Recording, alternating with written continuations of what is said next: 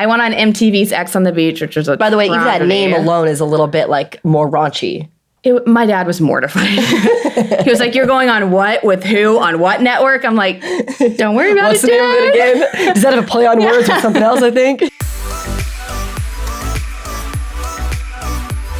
Hi guys, what's up? It's Katie Austin here and welcome back to Austin AF. I'm so excited because I have one of my favorite humans coming into studio today, Morgan Willett. She is, or was a reality star, but she's so much more than that, you guys. She has an entire fitness brand and I'm honestly really excited to bring in another fitness entrepreneur as well to kind of talk about the industry and how to really grow a fitness brand online, what it's like dating another famous reality star and being a cheerleader and so much more than that. So stay tuned for Morgan's episode. Before she comes in studio, I wanted to talk to you guys about the product of the week for Verizon's In the Know segment.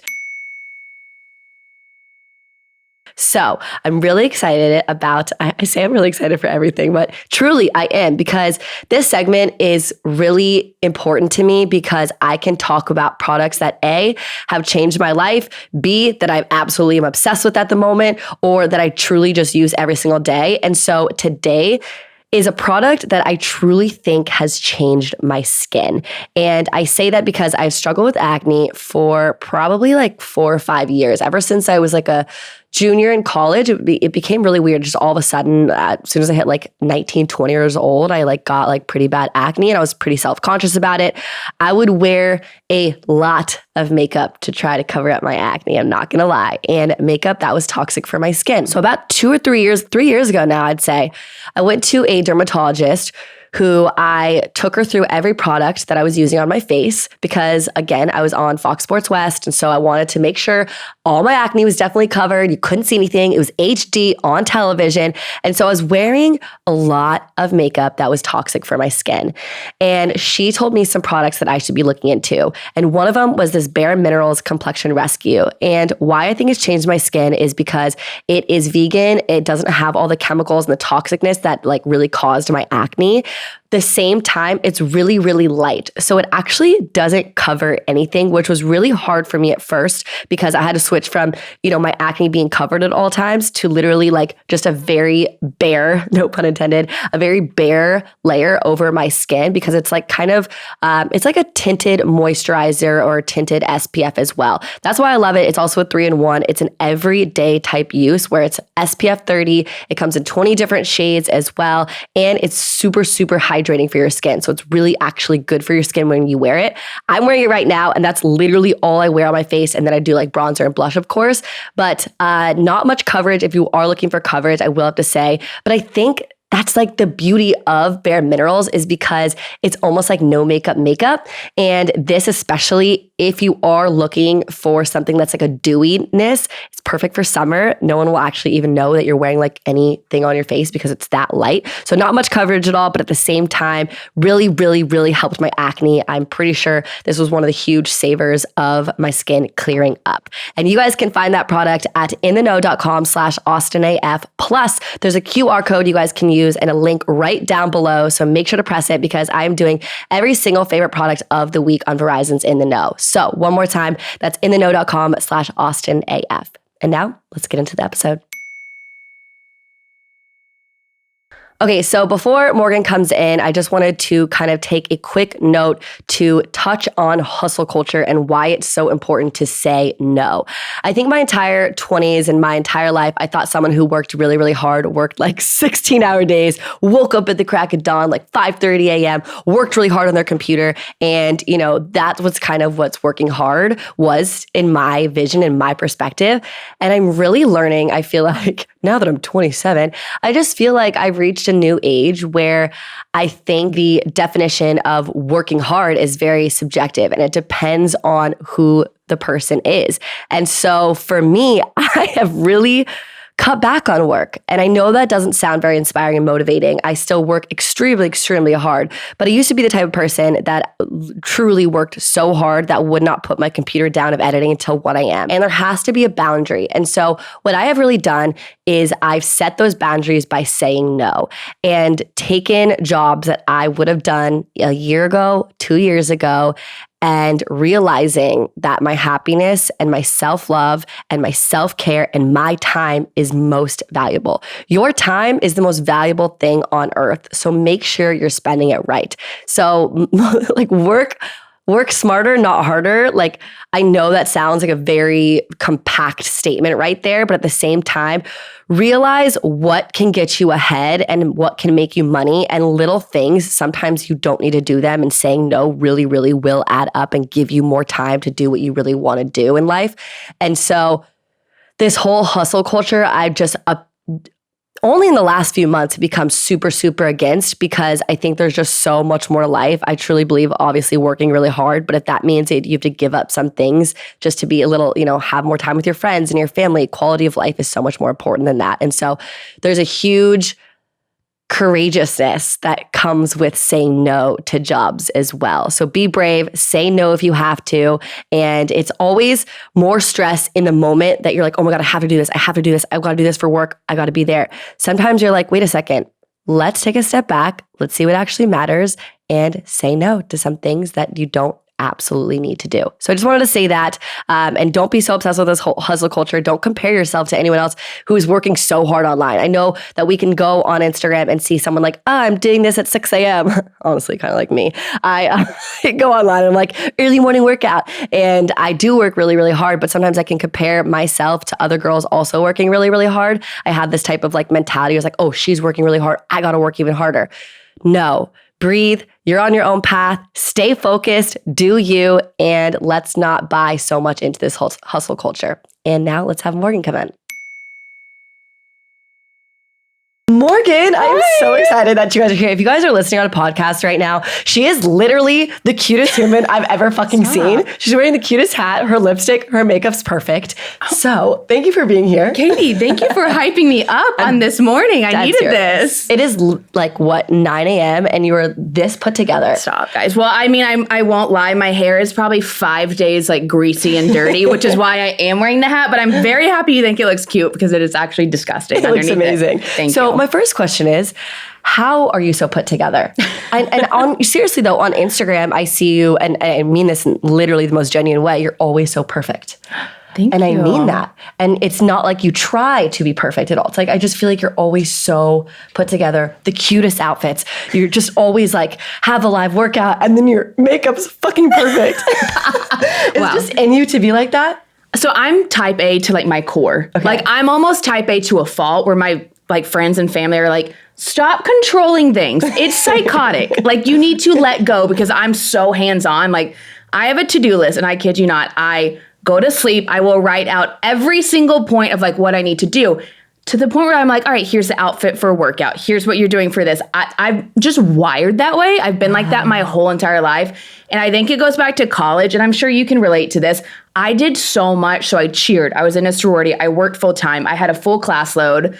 All of that, I think I just had to be organized. So now it's just ingrained in me. But I do have my moments like behind the scenes. Everyone's like, you're so perfect on Instagram. And I'm like, I was crying right before I posted that. So maybe I should post that more, so people know that I'm like not actually perfect. Like, I'm a normal human. I'm just very organized. Yeah. And it just comes naturally to you.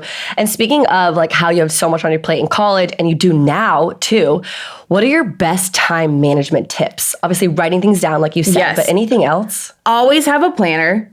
So write down everything. And I'm not like a electronic type of girl. Like, everyone's like, use Google Calendar, like all that. I'm like, no. Like, I need a pen and a paper. I live by my planner. Also, ask for help. That's something that I learned the hard way. I tried to do everything on my own. Mm-hmm. The business, the workouts, like running everything, doing my own content. And finally, I just burnt out. Like, I crashed and I burned. I like tried to start like a bikini business. It failed. You haven't heard of it. It was like such a fail. I was like, I can take on one more thing. It like blew up in my face. And that was when I was like, all right, ask for help. So I hired an assistant. Like, I have no problem not asking my friends for help, my family, like my manager. I'm like, yo, I'm overwhelmed. Like, someone help me out. And that's like my best tip, because I feel like people get prideful. Like, I'm sure you get it. Like, we're our own boss. It's different when it's you that you're selling. Your brand is you. So of course we get prideful because it's us. Right. But at the same time, when we get burnt out, it takes the entire joy and fun out of our work, which is fun.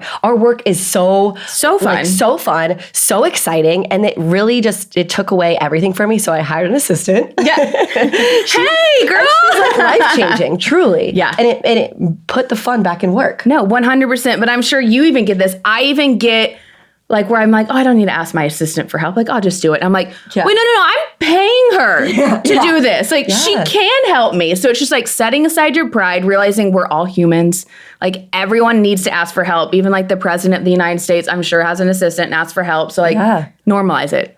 So in the beginning of this episode, I was talking a little bit about hustle culture. I feel like us two online are very much so like, we're doing this today. This is how hard we're working. And we truly do work very hard. Mm-hmm. Do you ever get caught up in hustle culture and like compare yourselves to other people working too hard? Katie, you're literally reading my mind. I was just having a conversation with my manager about this because I found myself, I'm only 27. Like, how old are you? 27. And I will compare myself to someone who's 35 in their 40s. And I'm like, oh my God, they're so successful. They have their own clothing line. Like, what am I doing wrong? And my manager literally looked at me and she was like, you need to take a step back. You need to focus only on yourself. And the best advice she gave me was, what is meant to be yours will be yours. I love that. Say that one more time. What is meant to be yours will be yours. Because it's true. Yeah. Like, why are we comparing ourselves to someone who's like at the end of their chapter and we're like on the beginning? Exactly. You know? And but it's hard like with Instagram because you see everyone's highlight reel. I look at you all the time. I'm like, damn, Katie is crushing it. Like, same with you. I gotta hustle more. But it's like this never-ending cycle. So it's like, I almost feel like we need to normalize breaking the cycle and being like, hey guys, I'm stopping work today. I'm a piece of shit today. I'm eating chips on the couch. I'm a big loser and I'm not working out. Yeah. But it's like, I almost get anxiety with that because people look at me for workouts and they look at me to be this healthy fitness guru. And then I'll go home and I'm like, I'm having chips and queso and a margarita. And people are like, oh my God, how do you travel and stay fit? And it's like, oh my God, am I living a lie? And I'm like, no, I'm just like literally normal. Like, it's okay to enjoy life and also still be fit. Absolutely. And I feel like not only with the hustle culture comparison, but I know we've talked about this before. We're in the same industry, but at the same time, there is room for everybody. And every single, even if you are like a fitness influencer, every single one is so different. So different. And there's so much room for everyone. So to realize that no matter what industry you're in, there's space for you. 100%. And the best thing you can do, I feel like, is support other people. Yeah. Because if not, I was literally going down the rabbit hole of comparing myself to other people.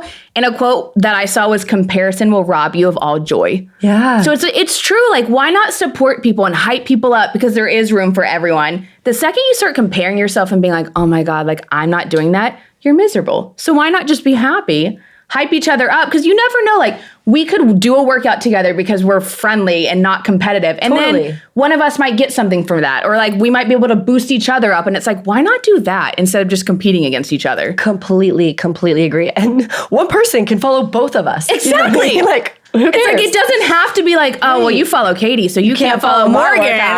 Right. It's like, no, not at all. Okay, I want to go back to kind of time management and how you go about your day, because I'm sure, just like me, every single day for you is totally different. Yes. But is there one thing that you do like every morning or every night that stays the same after a busy day? 100%. So I'm a nerd, like low key. So I like reading, and it's so funny because I'll be reading at my boyfriend's house and he's like, can you stop pretending to read? And I'm like, no, like legitimately, I do enjoy reading, you psychopath. Just because you don't read books, Johnny, doesn't mean that I don't read books. But like, that's one thing. I'll at least try and do one chapter a night, just because I feel like that's the only way I can turn my brain off, put my phone up, stop scrolling on Instagram, like stop trying to check emails at night. So I'll attempt to do that right before bed. And then every single morning, the one thing I do is before I check anything is I'll drink like a large ass glass of water. Same. Have to. Because I'm like, being hydrated is the number, I know, I'm like, drink more. The number one key. It's like great for your skin, great for your mental, like clarity, great for hydration. So that's the one thing every single morning that never changes. Everything else is a shit show, but like those two things stay the same. And then before this, you were saying that you used to do like 4 or 5 live workouts a week. During COVID, I think I did. Yeah. I'm not kidding, like 10 live workouts a week. You were a machine. I was like, I can't do that. Stupid. And now we both do 1 live workout a week. Yeah.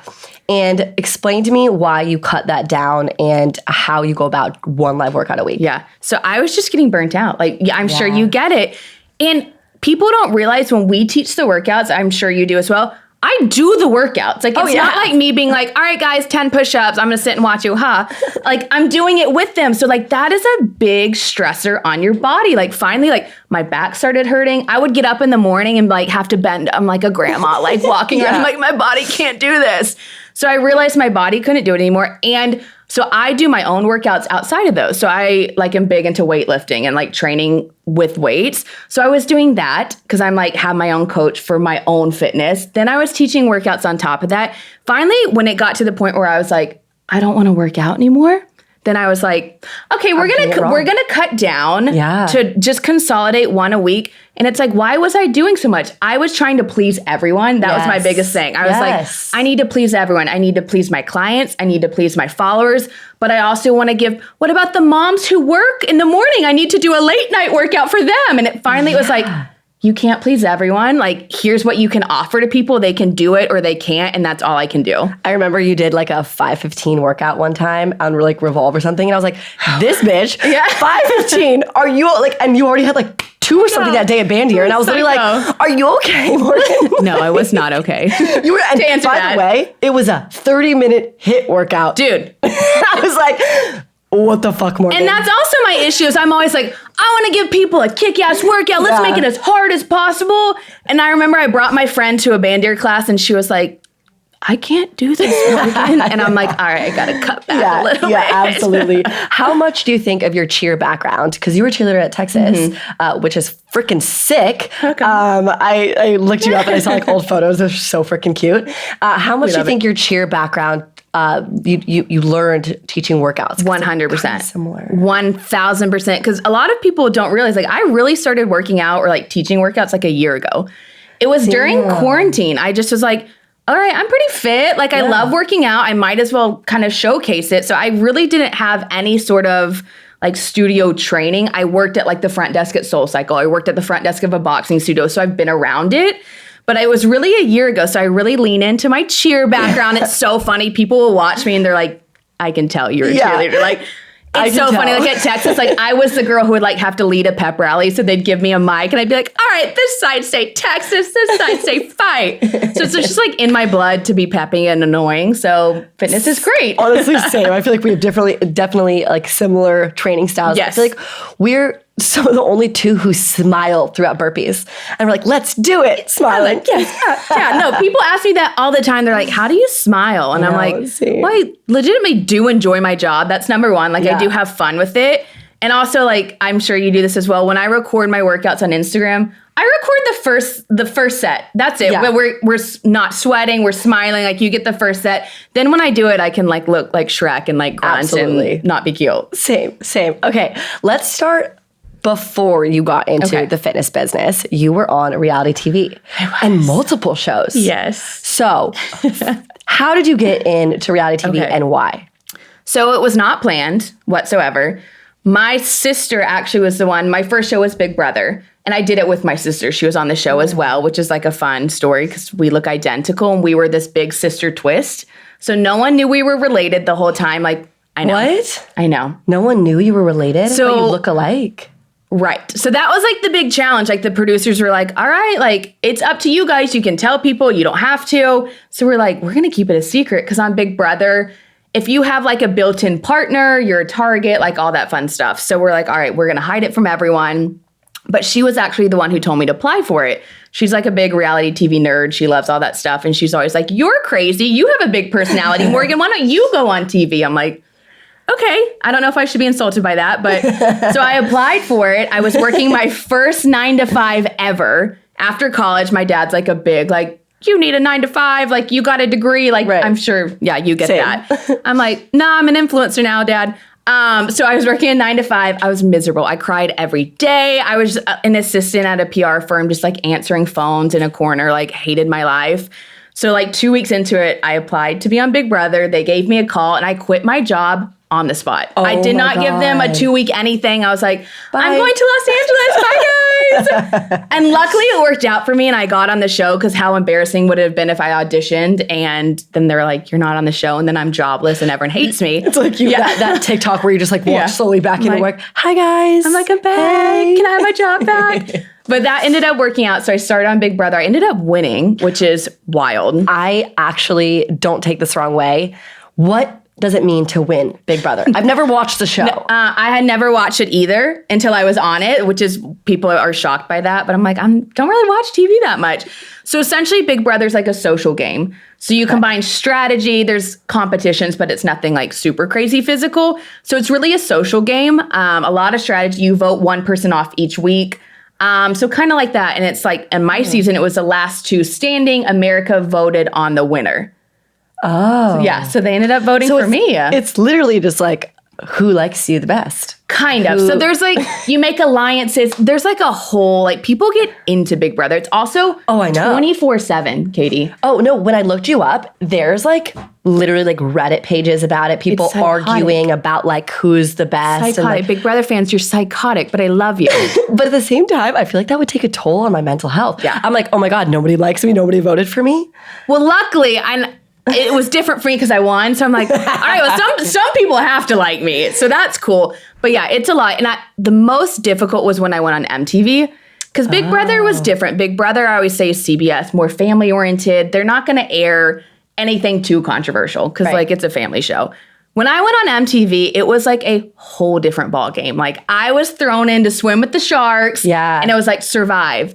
And for me, like, I'm friendly to everyone. I'm like this Southern Texas girl. So I was like, everyone's going to like me. Like, they won't edit me bad. Like, how dare them? Like, I'm the Texas sweetheart. And I was in so over my head. So I went on MTV's X on the Beach, which was by the way, even that name alone is a little bit like more raunchy. My dad was mortified. He was like, you're going on what? With who? On what network? I'm like, don't worry about it, Dad. What's the name of it again? Does that have a play on words with something else, I think? I'm like, don't worry about it, Dad. But essentially that show is like your exes come out of the water and you live in a house with them. And it was just like a total train wreck. So I don't really talk about that show that much. But whatever. It all ended up because then after that show, literally 3 days after I wrapped that filmed for 5 weeks. 2 days later, I left to go to Africa to film The Challenge on MTV. Morgan! Which was just like, and now looking back on it, I'm like, that was really bad. Like for my mental health, going 5 weeks, we slept maybe 3 hours a night. Without your phone? No phone, no contact to my family, my friends, nothing. So I had no idea what was going on in the outside world. I left X on the Beach in like a kind of sort of relationship. It was weird. So I was dealing with that. And then 2 days later, they're like, all right, pack your shit, go buy whatever you need, go get your shots. You're going to Africa to film like the most physical competition show on TV. Like, good luck. So I'm sleep deprived. I don't know what's going on. I'm trying to pack. I never watched The Challenge either. So I'm like trying. My sister's giving me flashcards of like the players. And it's so funny because my boyfriend, who I'm dating now, is on the show. And her note about him was like, Johnny Bananas, stay far away from him. And what did I do when I go there? I'm like, hey, Johnny. Hey, Johnny, you want to be my partner? Okay, I want to get like so much more into Johnny, by the way. He's a character. But at the same time, I want to talk to you about the mental health aspect of it. Do you think, because I know reality and producers can be really fucked, do you think they almost did that on purpose because you were a little like, for sure. For sure. They want the messiest show possible. Like, that's just something you have to learn with MTV. They're not in the game to make people look good. Right. Like, come on, like, let's be real. Like, they want the messiest drama possible. And I just assumed if I'm nice and kind and like polite to everyone, then that's how I'll be shown. And it's like, no, Morgan. Like, they want the drama. Damn. And I just kind of learned that the hard way. So that was very difficult for me. Like, kind of having to relive it too, because with Big Brother, it was live.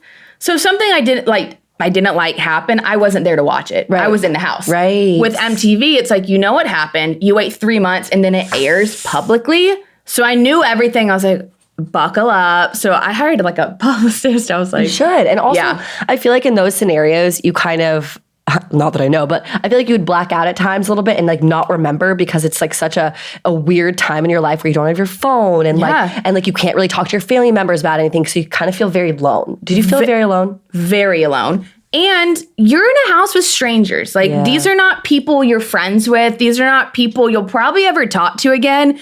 So like the people I talked to were like the producers. Like I was like, oh my God, you're my therapist.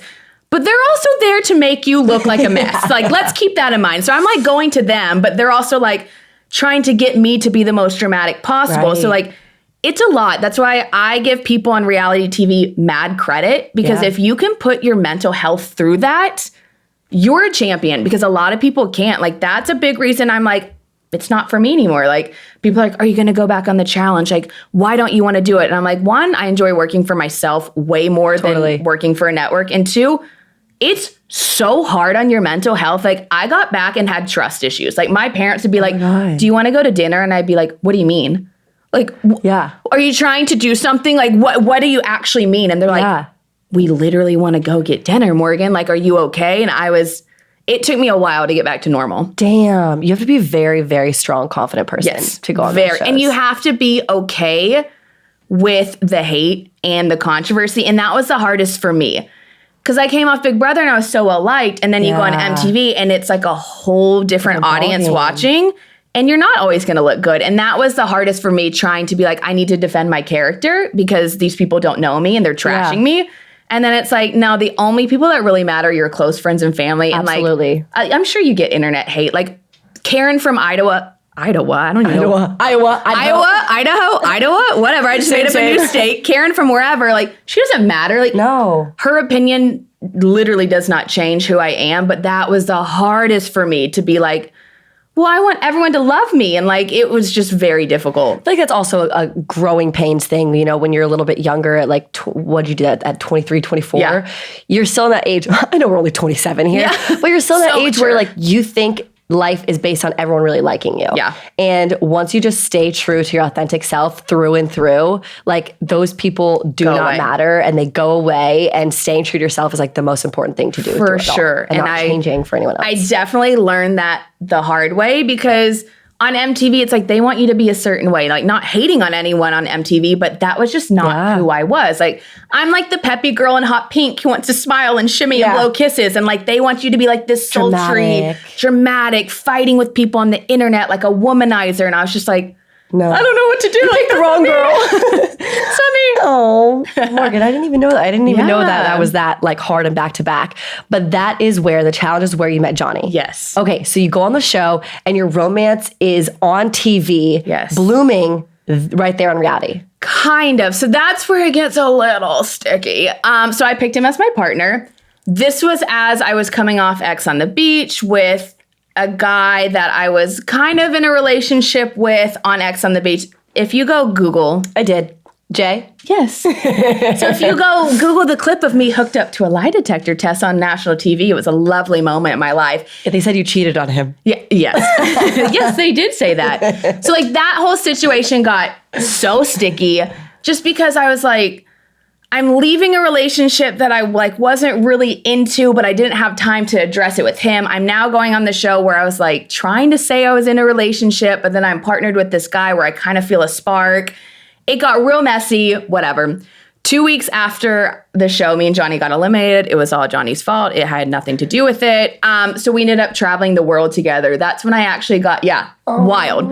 I literally texted my mom and I'm like, hey, I got eliminated from the show and I'm going to go travel the world with this man I've known for 2 weeks. On reality. Literally. Who your sister said to stay away from. Yes, exactly.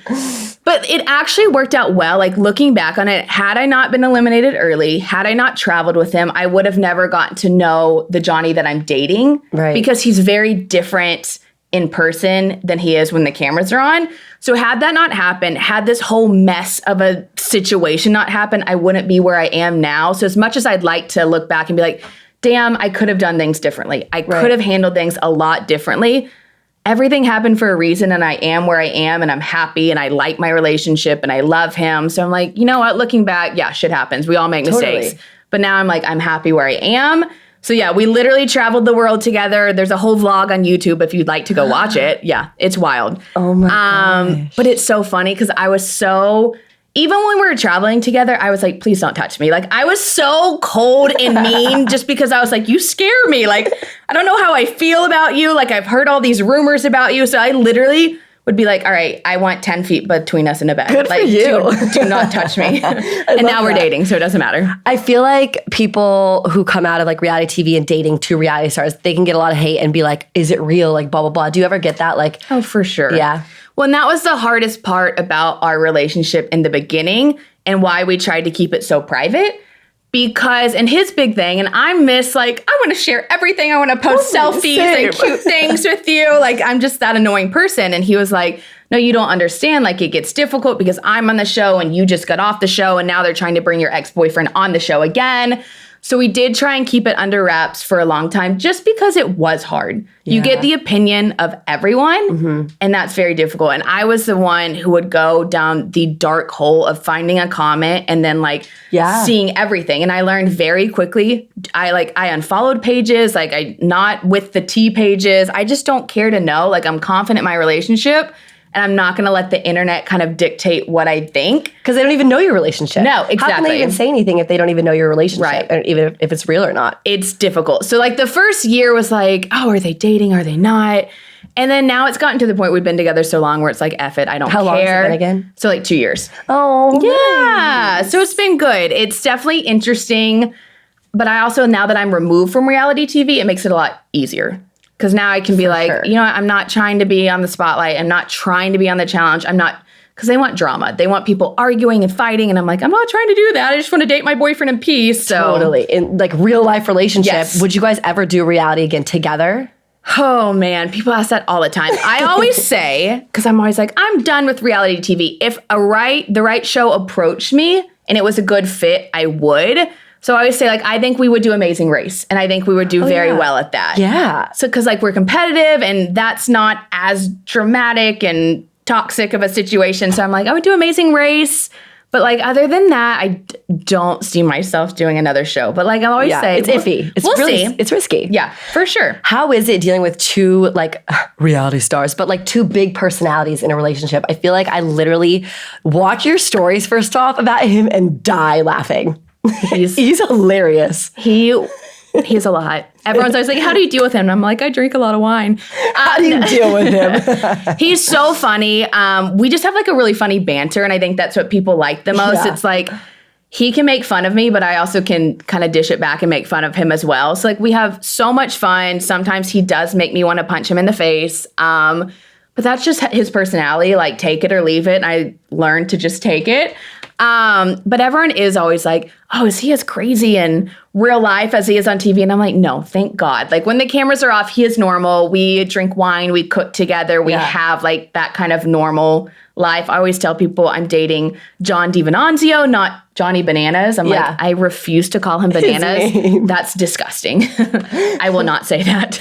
You know what I like literally die over is his cameos on your Instagram story. I don't follow him, but I follow Morgan's stories. And you guys, he's like posting cameos and filming everywhere. Dude, when I say this man does probably 20 cameos a day. It is psychotic. I'm always like, hey, that's a lot of money though. I know. I'm like, you know what? You make that bank. Okay, I support this. But he's a procrastinator. Johnny, you're a procrastinator. And he will wait till there's like 2 minutes till they expire. So we'll be at like dinner and he's like, oh shit, I gotta go do a cameo. And I'm like, why don't you do this ahead of time? Yeah. Or it'll be like 11:30 at night, like we're ready for bed. And all of a sudden I like know what's happening because he'll like quietly get out of bed and like turn on the light. No, turn on the light. Oh, stop it. And I'm like, literally the look on my face, I'm like, God, who is requesting a cameo? And it's always like, can you wish my 5-year-old son a happy birthday? And I'm like, but then it's like you like look at the money and you're like, how easy is that for 10 seconds? Literally, I'm like, all right, dinner's on you. So like I can't really hate too much, but like cameo, man. What about social media? Do you guys ever have like any issues of, you know, putting the phone away or anything because you're both like on social media so much? So he's good about that. Like I will give him credit. When he is at home, he is not on his phone ever. He's out doing stuff.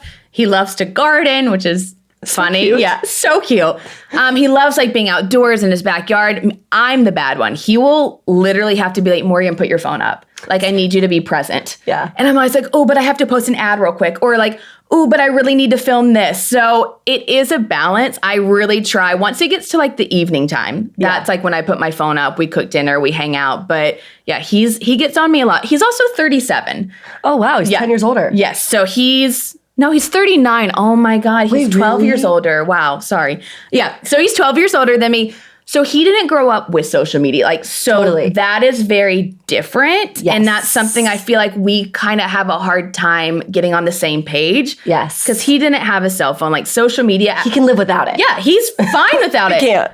And meanwhile, I'm like, you aren't texting me back. Yeah. Text. And he's like a phone call guy. And I'm like, emojis? Where's a smiley face maybe? And he's like, not Mr. Social media phone. Whereas I'm like, I live on it because that's our generation. Totally. So that's been like kind of the biggest learning curve, like to get on the same page. It's kind of nice having someone, a partner who makes you set a boundary too, because sometimes we forget to set that boundary. And like, I am thankful for that because I will say, so he lives in Orange County. I live in Los Angeles. Everyone's like, why don't you live together? And I'm like, because I don't want to.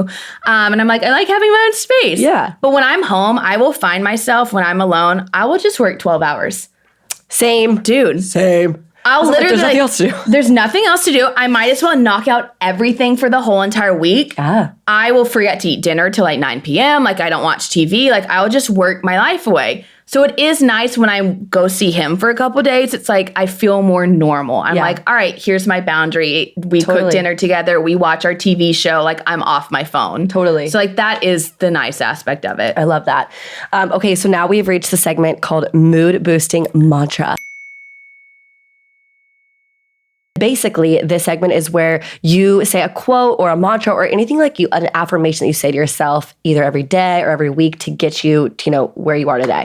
So mine is something I really do say every day is choose happiness. Oh, I love that. Because when you think about it, you get to choose whether you have a good day or bad day. And when I get in a funk, I get in a funk. I'm like, pity party, like, poor me, my life is over.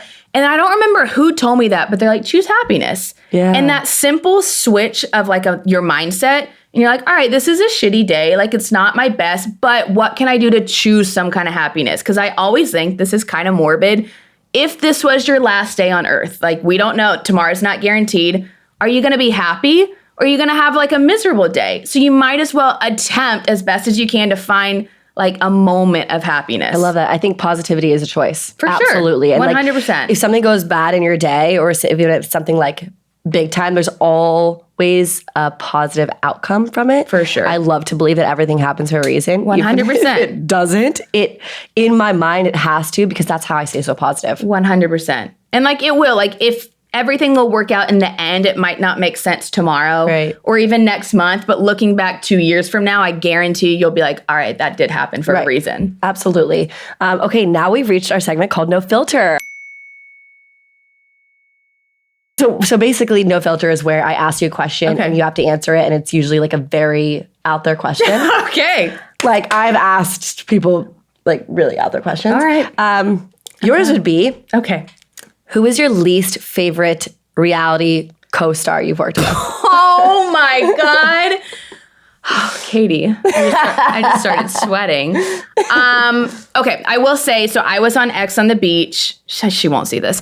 I was on X on the Beach with Farrah from Teen Mom. Oh. Do you remember Farrah from Teen Mom? She's also a porn star? Yes. She also tried to tell me that porn was a good business decision. And I was like, I don't know if that's the path that I'm taking, Farrah. Thanks for the advice. But okay, she was the hardest human to live with.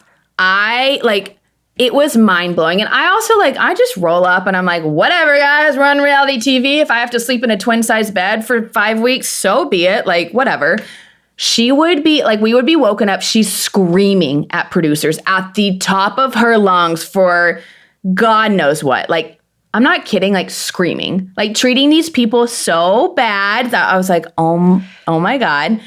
So that was interesting living with her. But I have to give her some credit because she demanded a manicurist to come in the house to do her nails. You're like, okay, me too. And I was like, yeah, me too. Thanks, Farrah. She probably also, because she was on TV so young, she has this idea in her mind how famous she is. Oh, I think there's definitely some kind of complex there. Yeah. And like, think about it. She was on TV at 16 with a kid. Like, that has to be very difficult.